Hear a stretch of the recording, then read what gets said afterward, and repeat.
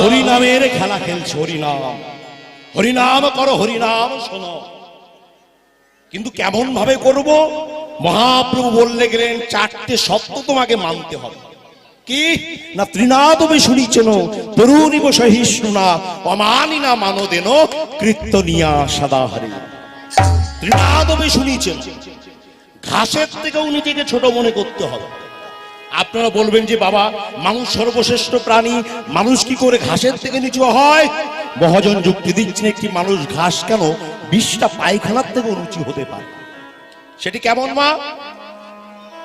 সেটি কেমন না? একটা শিষ্য গুরুর কাছে দীক্ষা নিতে গেছে, যে গুরুদেব আমাকে দীক্ষা দিন। আস্তে আস্তে গুরুদেব বলছে আমি তোকে দীক্ষা দিতে পারি, তবে পৃথিবীর সব থেকে বাজে বস্তু আমার চরণ তলে এনে দে, আমি তোকে দীক্ষা দিয়ে দিই। শিষ্য মনে মনে চিন্তা করছে সর্বনাশ, জগতে যত গুরু দেখা যায় সবাই ভালো জিনিস চায়, যে বাবা ধুতি দিবি পরার মতন দিস, গামছা দিবি ব্যবহার করার মতন দিস। আর এই আবার কেমন গুরু বলছে জগতে সব থেকে বাজে বস্তু আমার চরণ তলে এনে দে, আমি তোকে দীক্ষা দিয়ে দেব। বাবা সেই শিষ্য বাড়িতে গেছে, খারাপ খোঁজা শুরু করেছে, দেখছে এটা খারাপ, ওর থেকে আরো খারাপ, খারাপের খারাপ, কোনটা খারাপ। তা সেই শিষ্য একদিন 20টা মানে পায়খানা করতে গিয়ে মনে মনে চিন্তা করছে যে 20টা পায়খানা, এর মতো বাজে বস্তু আর কিছু হয় না। একটা দুর্গন্ধময় পদার্থ কেউ যদি স্পর্শ করে সঙ্গে সঙ্গে তাকে স্নান করতে হয়, তাহলে এটাকে তুলে নিয়ে আমার গুরুর চরণে দিয়ে আমি দীক্ষা নিয়ে নেব।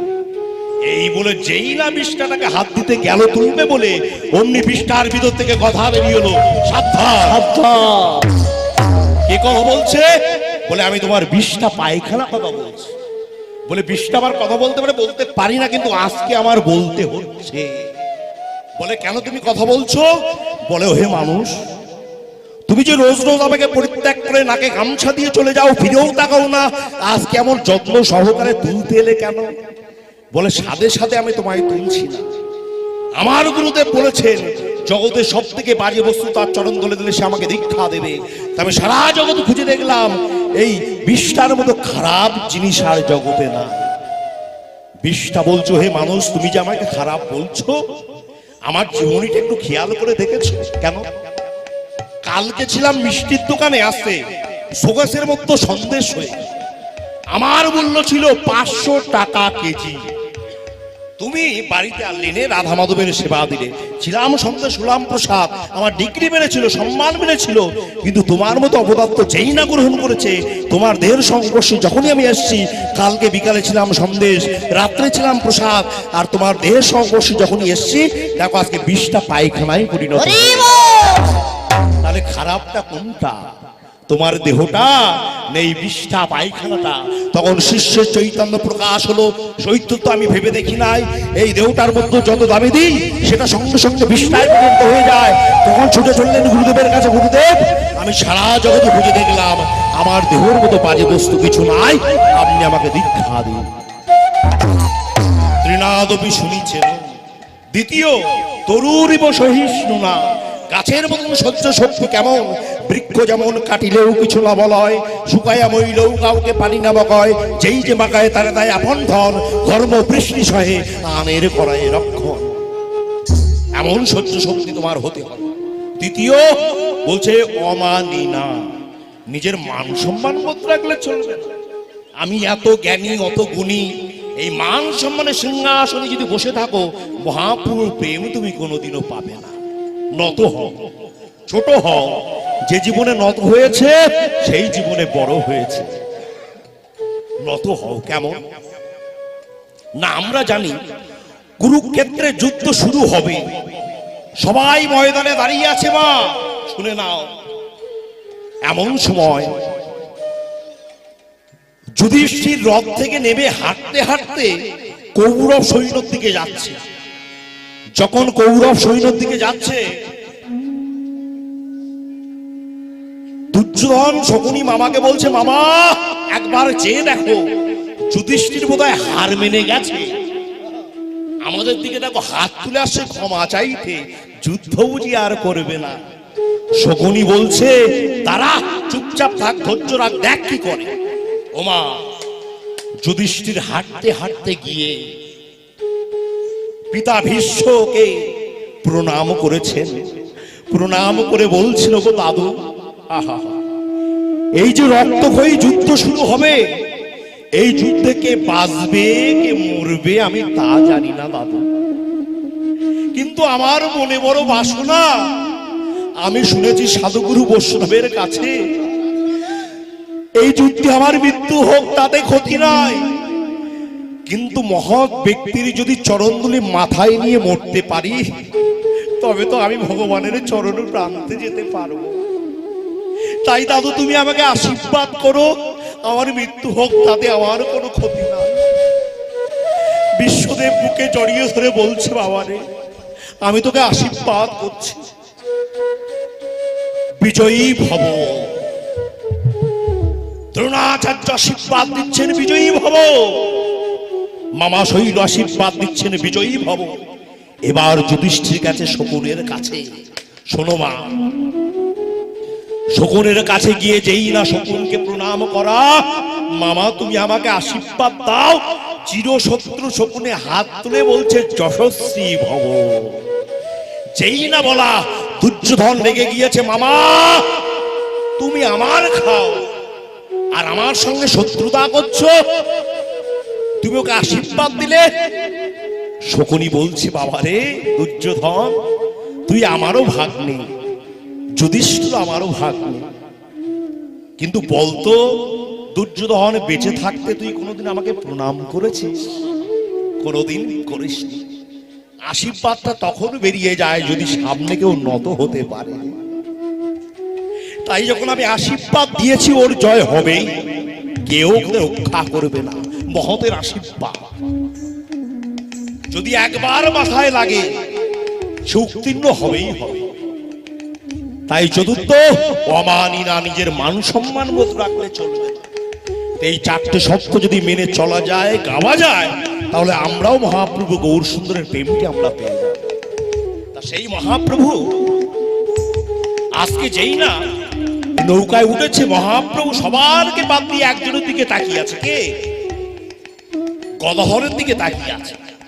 এক পাশ থেকে ভক্ত বলছে, প্রভু এই ঠান্ডার মধ্যে আমরা সবাই এসেছি, তুমি শুধু গদাধরের দিকে তাকিয়ে আছো কেন? এক পাশ থেকে ভক্ত বলছে, কেন তাকাবে না? ওই গদাধর হচ্ছে পূর্বের সেই স্বয়ং রাধা রানী। এইবারও মা মনে করো মহাপ্রভু প্রচার করে দিয়েছে সমগ্র নবদ্বীপে, আমার নৌকায় যারা উঠবে তাদের একটি পয়সাও দিতে হবে না। যেই না বলেছে পয়সা দিতে হবে না, অমনি কাতারে কাতারে লোক গিয়ে মহাপ্রভু নৌকা ভিড় করে দিয়েছে। আর যেই না ভিড় করেছে, 100 জনের নৌকায় যদি 200 জন উঠে পড়ে কি হবে? ডুবু ডুবু হবে। মহাপ্রভু নৌকা ডুবন্ত, ওই দেখো, ওই দেখো, ডুবু ডুবু করেন না, ভয় বিষম, ডুবু করে না, ভয় বিষম, ডুবু ডুবু করেন না, ভয় বিষম, ডুবু ডুবু করে না, ভয় বিষম। দেখি হাসে গোরা বনমালী, দেখে হাসে গোরা বনমালী। বনমালী হাসছে, বনমালী হাসছে। মহাপ্রভু গৌর সুন্দর সকলকে বলছে কৃষ্ণ নাম করো। কেন না? একবার হরি নামে যত পাপ হরে, পাতকির সাধ্য নাই তত পাপ করে। এই জগতের সর্বশ্রেষ্ঠ হচ্ছে ভগবান, আমরা হলাম তার চরণের দাস। কেমন না? তার নিয়মের বাইরে আমরা যতই রাজা হই, যতই জমিদার হই, এক পাও আমরা চলতে পারি না, তাই না মা? শুনে রাখো, ভগবানের নিয়মেই আমাদের চলতে হয়। কেমন? এক রাজা সে ভগবানে বিশ্বাস করে না। সেই রাজা রাজ্যবাসীকে ডেকে বলছে, রাজ্যবাসী শুনে যাও, আজ থেকে আমি তোমাদের ভগবান, আজ থেকে আমি তোমাদের ঈশ্বর, আমি যা বলবো তাই তোমাদের মেনে চলতে হবে। বলুন মহারাজ কি করতে হবে? আমি ঠিক করেছি আমার রাজ্যে সবাই আনন্দে থাকবে। তাই কি করেছে? রাজ্যবাসীকে বলছে, শোনো, আজ থেকে তোমরা যে যার সঙ্গে কথা বলবে আগে হো হো করে হাসবে, আগে হাসবে তারপরে কথা বলবে। নিয়ম চালু হয়ে গেল। রাজ্যে যে যার সঙ্গে কথা বলে আগে হো করে হাসে, তারপরে কথা বলে। রাজা নিয়ম চালু হলো, সবাই তাই করলো। হঠাৎ একদিন রাজার ছেলে মারা গেছে। শুনে না ওমা, রাজার ছেলে মারা গেছে। মন্ত্রে ছুটে গিয়ে রাজের কাছে গিয়ে বলছে, মহারাজ মহারাজ, হো করে হাসতে হাসতে বলছে, আপনার একমাত্র ছেলে মারা গেছে। মহারাজ বলছে, মন্ত্রী আস্তে, আমার ছেলে মারা গেছে আর তুমি হো করে হাসছো, যেন আমি তোমার মৃত্যুদণ্ড দিতে পারি। মন্ত্রী বলছেন, মহারাজ এ তো আপনারই নিয়ম, কিছু বলার আগে হো করে হাসতে হবে। রাজা মনে মনে চিন্তা করছে, তাই তো আমারই নিয়ম। রাজা মাথা চুলকাচ্ছে, কি করা যায়, নিয়ম এবার পাল্টাতে হবে। তাই কি করেছে, বলছে রাজ্যবাসীকে আবার ডেকে বলছে, রাজ্যবাসী শুনে যাও শুনে যাও। বলে কি, আজ থেকে নিয়ম পাল্টিয়ে দিলাম, আজকে যে যার সঙ্গে কথা বলবে আগে কাঁদবে, তারপরে কথা বলবে। চলতে থাকলো, সবাই কাঁদে তারপরে কথা বলে। হঠাৎ একদিন রাজার ঘরে একটা ফুটফুটে ছেলে জন্মগ্রহণ করেছে। মন্ত্রী আবার ছুটে গিয়েছে, মহারাজ কাঁদতে কাঁদতে বলছে, মহারাজ কি হয়েছে, আপনার ঘরে একটা সন্তান জন্মগ্রহণ করেছে। আবার রাজা রেগে গিয়েছে, মন্ত্রী আমার ঘরে ছেলে জন্মগ্রহণ করেছে আর তুমি কাঁদছো কেন আনন্দের দিনে? মন্ত্রী বলছে, মহারাজ এ তো আপনারই নিয়ম, কিছু বললে আগে কাঁদতে হবে। রাজা মনে মনে চিন্তা করছে, সর্বনাশ, যে নিয়ম বার করে সেই নিয়ম উল্টো হয়ে যায়। রাজ্যবাসীকে আবার ডেকে বলছে, রাজ্যবাসী শুনে যাও শুনে যাও, আজ থেকে আমার নিয়ম মানতে হবে না। ওই ভগবান যদি হাসায় তোমরা হাসবে, ওই ভগবান যদি কাঁদায় তোমরা কাঁদবে। এই জগতে তোমাদের একটাই মাতা একটাই পিতা, কি বলে, কৃষ্ণ মাতা কৃষ্ণ পিতা, কৃষ্ণ জীবের মুক্তিদাতা। কৃষ্ণ মাতা কৃষ্ণ পিতা, কৃষ্ণ জীবের মুক্তিদাতা। কৃষ্ণ মাতা কৃষ্ণ পিতা, কৃষ্ণ জীবের মুক্তিদাতা। কৃষ্ণ মাতা কৃষ্ণ পিতা, কৃষ্ণ জীবের মুক্তিদাতা। কৃষ্ণ হলেন ভয়দাতা, ভাবনা কি আর আছে? কৃষ্ণ হলেন ভয়দাতা, ভয়কে তাহারা। তাই ভজ ভজ কৃষ্ণ ভজ, ভজ ভজ কৃষ্ণ ভজ, ভজ ভজ কৃষ্ণ ভজ, ভজ ভজ কৃষ্ণ ভজ ভজ কৃষ্ণ ভজ। কৃষ্ণ নামার কৃষ্ণ চিন্তা, ভজ ভজ কৃষ্ণ ভজ। কৃষ্ণ নামার কৃষ্ণ নিতাই গৌর হরি হরি বলে, ভজ ভজ কৃষ্ণ ভজ, হরি হরি হরি বলে। ভজ ভজ কৃষ্ণ ভজ, ভজ ভজ কৃষ্ণ ভজ, ভজ ভজ কৃষ্ণ ভজ। এই মহাপ্রভু গৌর সুন্দর যখন যেই না নৌকাটা ডুবু ডুবু হচ্ছে, দেখুন কারো সর্বনাশ আর কারোর পোষমান। আমার বাড়িতে যখন বিপদ হয়েছে, আমার পাশের বাড়ির লোক তখন পায়েস তৈরি করে খাচ্ছে, এ দেখতে ভালো লাগে। আমাদের নৌকাটা ডুবে যাচ্ছে, সবার নাকে চোখে জল চলে আসছে, আমরা প্রাণের ভয়ে হরি হরি করে মরছি, আর যিনি গৌর সুন্দর তিনি দেখুন খিলখিল করে হাসছেন। এই গৌর সুন্দর, এটা কিন্তু ভালো লাগছে। কেন মা? এইটা হলো কলিজীবের মানুষের মহাদোষ। এরা মহাদোষী, এরা নিজের দোষ কোনোদিন দেখতে পারে না, সারাটা জীবন অন্যের দোষ দেখে যায়। কেমন না, গুরুদেব একটা শিষ্যকে আয়না দিয়েছে, আয়না দিয়ে বলছে, আয়নাটা যার দিকে ধরবি তার দোষটা আয়নার মধ্যে দেখতে পাবে। তাই কি করেছে, যেই না আয়নাটা পেয়েছে সঙ্গে সঙ্গে গুরুর দিকে ধরেছে। আর যেই না গুরুর দিকে ধরা, বলছিস গুরু কি রাগী, বাড়ি গেছে মায়ের দিকে ধরেছিস, মা কি খিটখিট করে, বাবার কাছে ধরেছে, বাবা ইস কি কিপটা, সবার দোষ দেখছে। সবার দোষ দেখা হয়ে গেলে গুরুর কাছে আয়না নিয়ে গিয়ে বলছে, গুরুদেব আমার জগতে সবার দোষ দেখা হয়েছে, আপনার আয়না আপনি ফেরত নিন। গুরুদেব বলছে, আরে সবার দোষ দেখা হয়েছে? বলে হ্যাঁ আপনারও। তাই নাকি? বলে হ্যাঁ। গুরুদেব বলছে, একবার আয়নাটা নিজের দিকে কোনোদিন ফিরিয়েছিলি? বলে তা তো কোনোদিনও ফিরাইনি। বলে একবার ফিরিয়ে দেখতো। এই বলে যেই না ফিরিয়েছে, অমনি দেখছেন জগতে সকল দোষ ওর মধ্যে দেখা দিচ্ছে। গুরুদেবের চরণে ক্ষমা চেয়েছে গুরুদেব, জগতে সকলকে আমি দোষী মনে করেছি, কিন্তু আমার মতো দোষী আর এই জগতে কেউ নাই, কেউ নাই। তাই পরনিন্দা পর চর্চা করলে হবে না। তাই মহাপ্রভু গৌর সুন্দর যখন হাসছেন, নিত্যানন্দ বলছে, আরে ভাই নিমাই, লোকে আমাকে পাগল বলে বলুক, কিন্তু তুই তো পাগলের মতো কাজ করছিস। এত লোককে নৌকায় তুলেছিস, সেই নৌকাটা যখন ডুবে যাচ্ছে তোর একটু সহানুভূতি হাসছিস। বলে, দাদা আমি যে কেন হাসছি আর কেউ না বুঝুক, তোমার বোঝা উচিত।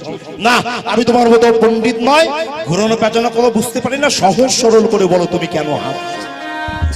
বলে, দাদা এই যে নৌকার উপরে উঠেছো,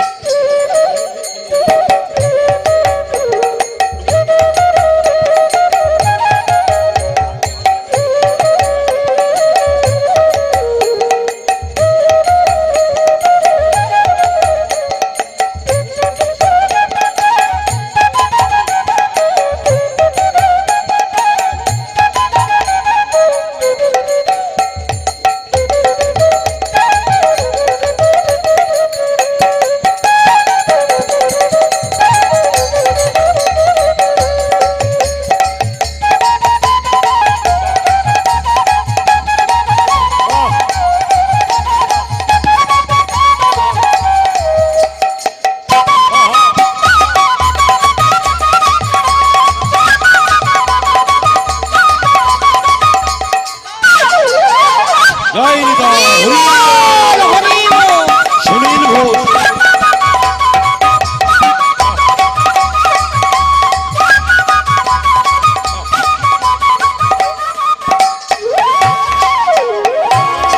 সুনীল ঘোষ সন্ধ্যা ঘোষের আত্মার শান্তি কামনার জন্য তার সন্তান প্রসেন ঘোষ আজকে হরিনাম সংকীর্তনের আয়োজন করেছেন। আমরা সবাই চাইব তাদের আত্মা যেন সদ্গতি লাভ করতে পারে, তাই তার উদ্দেশ্যে তাদের উদ্দেশ্যে আমরা সবাই মিলে একবার নিতাই গৌর প্রণন্দে গৌর হরি বল। তাই আজকে সেই মহাপ্রভু হাসছেন যখন, নিত্যানন্দ বলছে, আরে ভাই নিমাই, লোকে আমাকে পাগল বলে বলো, কিন্তু তুই তো পাগলের মতো কাজ করছিস। এত লোককে সঙ্গে নিয়েছিস, সেই নৌকাটা যখন ডুবে যাবে তুই হাসছিস কেন? বাহ,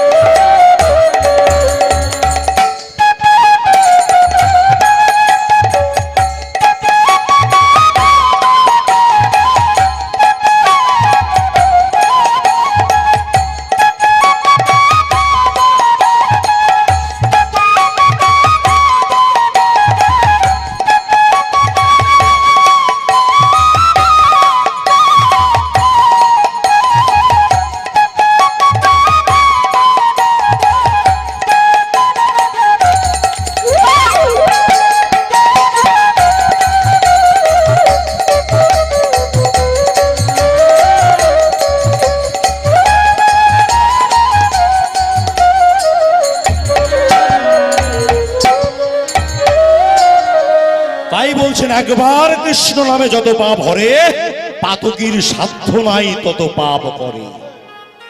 আপনারা বলবেন যে বাবা একবার হরিনাম করলে সকল পাপ যদি দূরীভূত হয়ে যায়, বারবার করবার কি দরকার? মহাজন যুক্তি দিচ্ছেন, বলছেন মনে করো 100 বছর অন্ধকার ঘরের মধ্যে তোমাকে প্রবেশ করিয়ে দেওয়া হবে, কি দেখতে পাবে? আসছে না 100 বছরের কালো কুটকুট অন্ধকার ঘর। এইবার বলা হলো সেখানে তোমাকে প্রদীপ জ্বালাতে, কি দেখতে পাবে? না যে ঘরটা 100 বছর ধরে অন্ধকার ছিল, সেই অন্ধকার আবার ফিরে উদাও হয়ে যাবে। কিন্তু এইবার তুমি যদি মনে করো যে ঘর যখন আলোকিত হয়ে গেছে, এবার আমি প্রদীপটা নিভিয়ে দিই, কি দেখতে পাবে? না যে ঘরটা 100 বছর ধরে অন্ধকার ছিল, সেই অন্ধকারটা আবার ফিরে আসবে। তাই গুরু কৃপা করে যে নামের প্রদীপটা জ্বালিয়ে দিয়েছো, ওটাকে তুমি নিভতে দিও না। কেন? তুমি জেনে রেখো নিভে গেলেই কিন্তু তুমি সংসার সমুদ্রে ডুবে যাবে। যাবে না? ওরে জীবী রে,